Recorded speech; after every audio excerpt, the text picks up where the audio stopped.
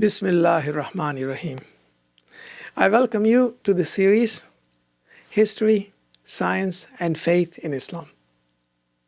This session is a continuation of our presentation on the travels of Ibn Battuta, who provides an empirical account of the Islamic world as it existed in the 14th century. Damascus was the second capital of the Mamluks and was a great city in its own right. During the struggle between the Mamluks and the Ilkhans of Persia, Damascus has suffered. With the onset of peace between the two dynasties in 1315, the city had regained its former preeminence as a pivotal station in the trade routes linking Egypt and North Africa to the Black Sea, Persia, China, and India. It had a population of over 250,000 and was known for its high-quality steel called Damascus steel, which was valued and sought after the world over. The trade in iron and its processing provides one illustration of how Islam had welded together the old world into a single trading bloc. Iron ore was exported from East Africa to Gujarat in India, where it was smelted into pig iron and re-exported to Syria. In Damascus, it was re-smelted, alloyed, and formed into steel using a process that was only rediscovered in the 1960s and is referred to as superplasticity. Ibn Battuta records that the bazaars of Damascus were thriving with imported goods, which included spices, gems, embroidery, perfumes, and medicinal herbs from India, porcelain from China, furs from the Black Sea area, and Turkish horses from Central Asia. The nobility in Damascus, emulating the example of the Sultan in Cairo, had built numerous mosques, schools, hospitals, rest houses for travelers, canals, and public baths. He spent a great deal of time at the magnificent Umayyad Mosque of Damascus, learning, among other subjects, the Hadith according to Sheikh Bukhari.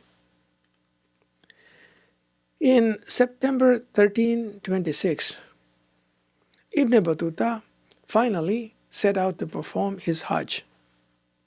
Modern conveniences that Hajis take for granted these days did not exist, and the 800 miles from Damascus to Mecca were a trial for the hardy. Pilgrims usually travel in large caravans, some as large as 30,000, with full provisions for the journey, led by an emir or leader, accompanied by imams, judges, doctors, and protected by soldiers. Even so, many perished on the road, caught in the unpredictable desert sandstorms, or attacked by bandits.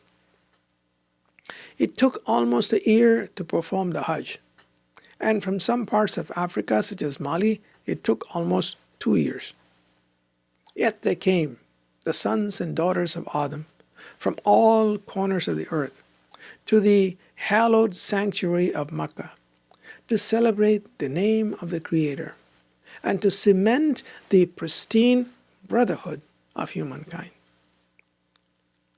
The rites of Hajj have not changed in the 1400 years since the Prophet ﷺ perfected them. A pilgrim today would experience the same emotions and express himself the same way as did Ibn Battuta in the year 1326. Approaching from the north, the caravan from Damascus first stopped in Medina, the city of the Prophet. There, surrounded by the radiance of the Prophet's mosque, Ibn Battuta prayed, remembering often the name of the beloved apostle of God. At Dhul Khalifa, he discarded his Arbain attire, donned the ihram, and marched forth with his companions reciting the Talbiyah. Here I am, O Lord, here I am. Indeed, Thee alone is worthy of all praise. Thine is the beauty, thine is the sovereignty. Here I am at your command, O Lord. In 1326, after completing his Hajj, Ibn Battuta joined a caravan of Persian pilgrims. The caravan took the northerly route from Mecca to Medina through central Arabia to Kufa. Along the route, Ibn Battuta saw the many wells, aqueducts, and rest stops that had been built by Empress Zubaydah, wife of Harun al-Rashid, during her celebrated Hajj in 799. Najaf and Karbala were pilgrimage sites also.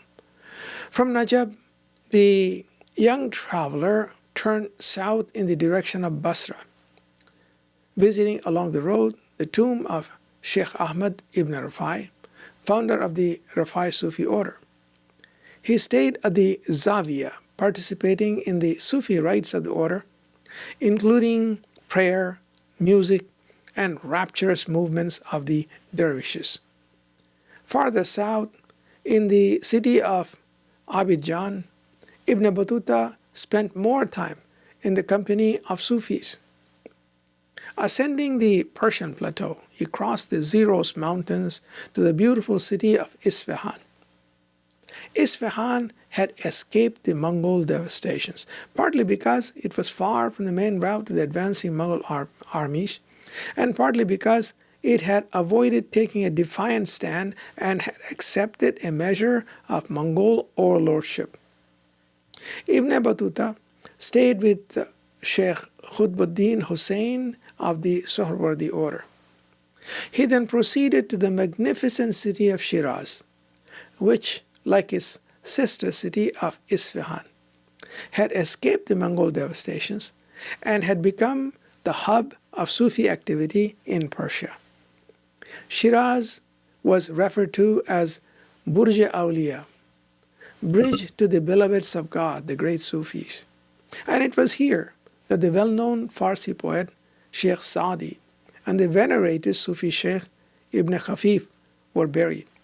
Ibn Battuta found the Persian people to be generous, given to culture and good deeds and the cultivation of piety. Turning around, Ibn Battuta visited Baghdad, but found the city struggling to lift itself out of its ruins.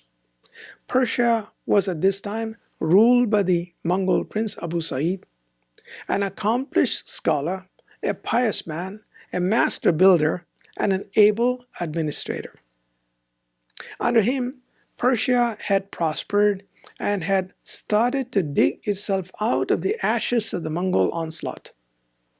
The Mongols had made Tabriz their capital.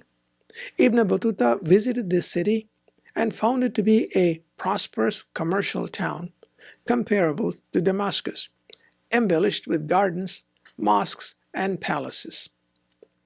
Returning to Baghdad, the world traveler took an excursion north towards Mosul, where he visited a great Sufi, a lady named Sitta Zahida, who was the patron saint and teacher for a great many Sufis.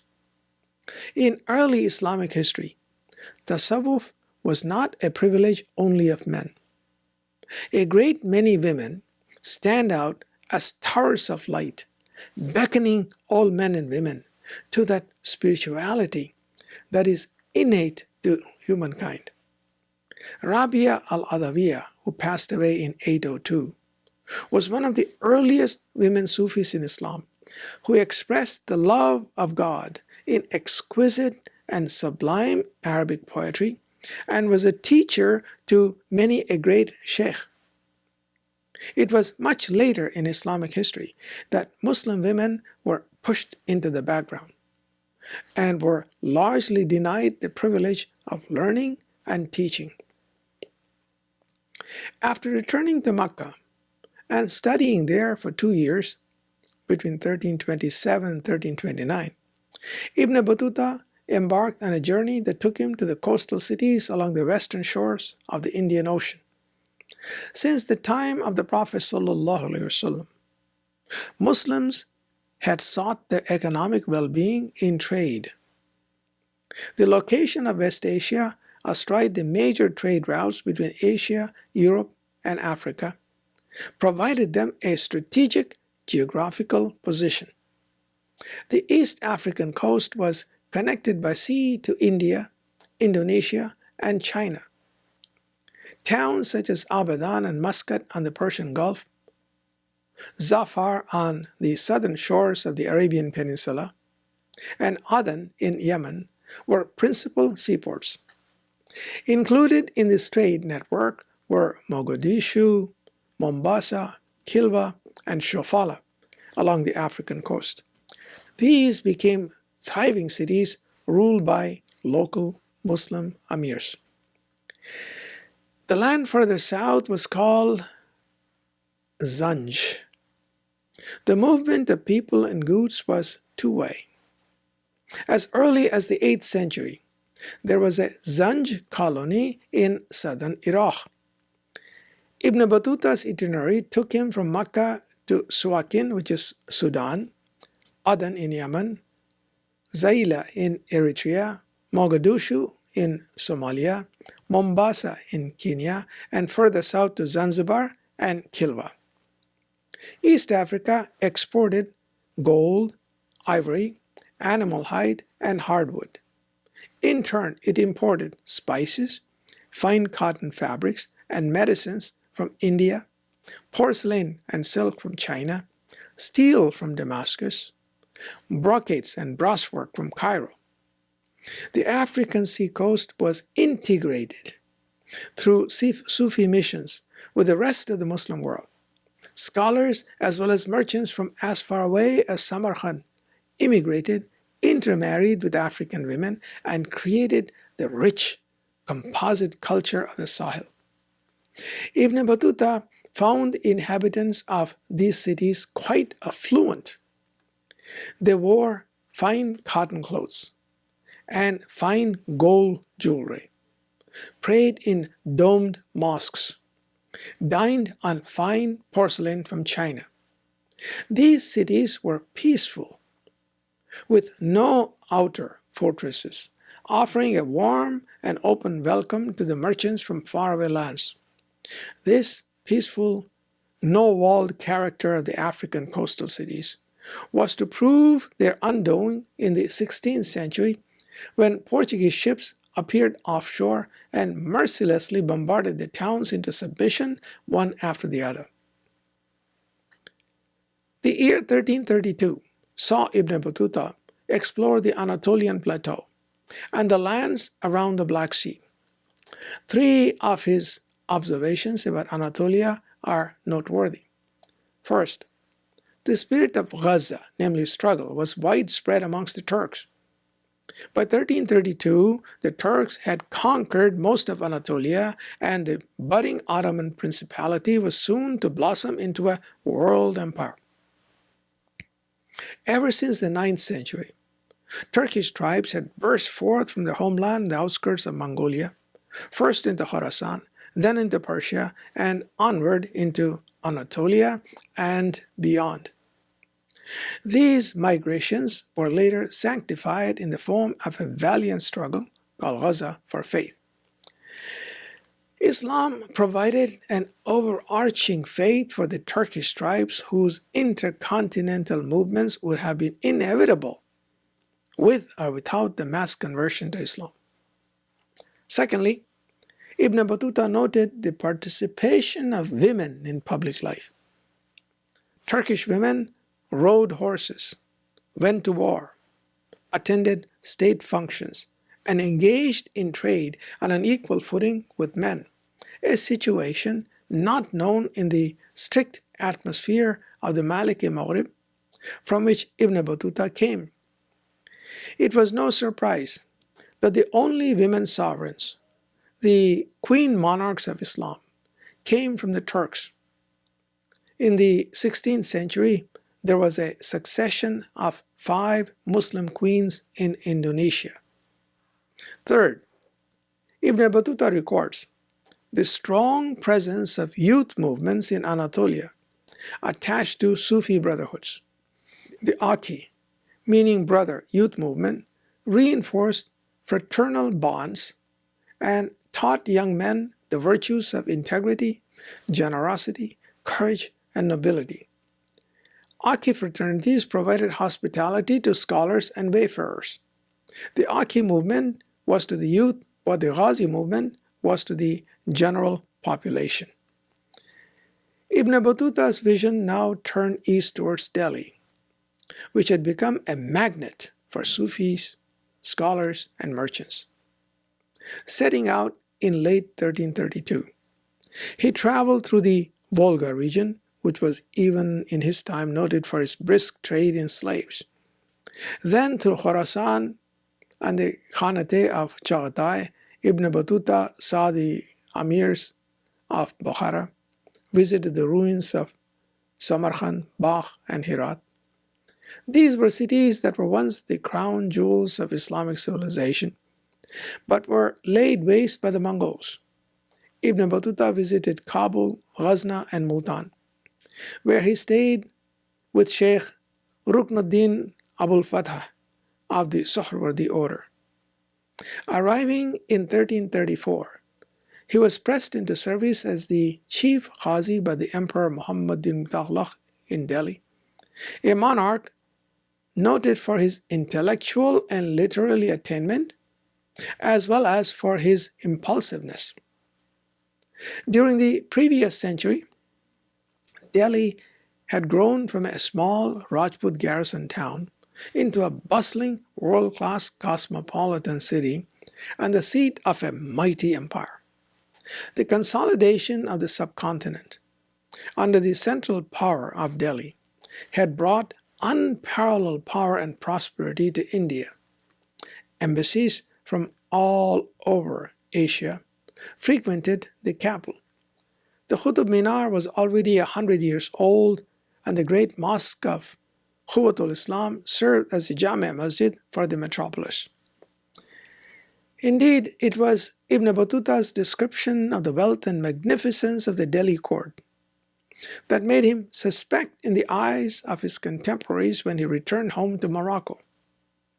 No less a person than Ibn Khaldun thought that the stories of Ibn Battuta, whom he referred to as the Sheikh from Tangier, were not credible. Ibn Battuta records that in 1340, an embassy arrived from the Emperor Togun Taimur, the Yuan Empire of China, seeking the Sultan's permission to establish a Buddhist monastery near Delhi. Muhammad bin Taghlaq denied the request. In historical hindsight, the denial prevented a more vigorous interaction between the Muslim Sufis of India and the Buddhists of the Yuan Empire, and the spread of Islam into the Chinese mainland. So as not to send the Chinese ambassadors empty-handed, the Sultan entrusted Ibn Battuta to accompany them to Beijing, along with gifts of gold, diamonds, and pearls. As ordered by the emperor, Ibn Battuta set out with a large entourage in 1340, visiting Gwalior, Gujarat, and Daulatabad on his way to Surat in western India, from where he planned to embark on his voyage to China. But his ships capsized in the great storm off the coast of Malabar, and Ibn Battuta found himself moving from city to city along the coast. Further travels took him to the Maldives Island, Sri Lanka, and Bengal, where he visited with Sufi Sheikh Jalal of Sylhet. Traveling eastward to Indonesia, he was received by Sultan Ahmad al-Malik al-Zahir of Sumatra. Finally, he did make his way to Beijing Canton, where he found a thriving community of Muslim traders. Returning home to Morocco in 1349, the restless Ibn Battuta found himself on a journey to the south, to the great empire of Mali. During the years 1351 to 1355, his travels took him through the trade centers of Sijil Masha, Walata, Timbuktu, and Gao on the Niger River. At this time, Mansa Suleiman successor to the great Mansa Musa, ruled Mali. Ibn Battuta's accounts of Muslim life in Mali is noteworthy for the differences in the way women were treated in African and Arab societies. In Mali, Ibn Battuta found that women were not secluded from men as they were in North Africa. Like their sisters in Turkish Anatolia, the Muslim African women frequented the markets, participated in court life, and were free to consult with Hazis and ulama without hiding their faces in hijab, a situation Ibn Battuta and Malik Jurh found objectionable. Ibn Battuta found the great cities of the Niger River rich and prosperous. The people were pious and steadfast in prayer. The scholars well versed in the Quran and Sunnah. The universities frequented by great scholars from Fez and Cairo, and its great mosque filled with worshippers.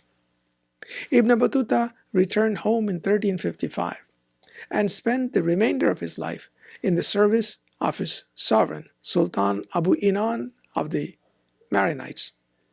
It was at the orders of this sultan that the Rehla was composed and recorded by Ibn Juzai, using first-hand accounts from Ibn Battuta.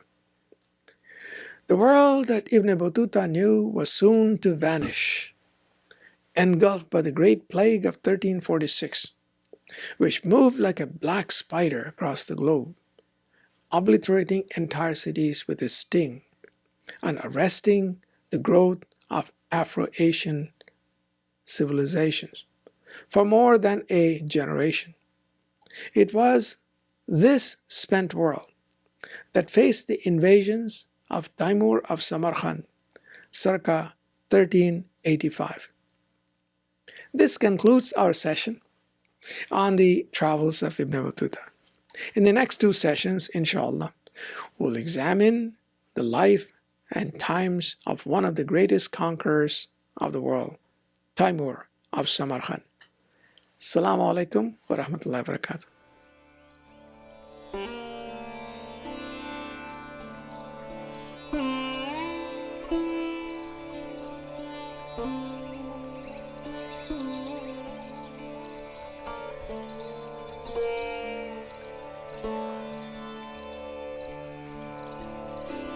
Mm-hmm.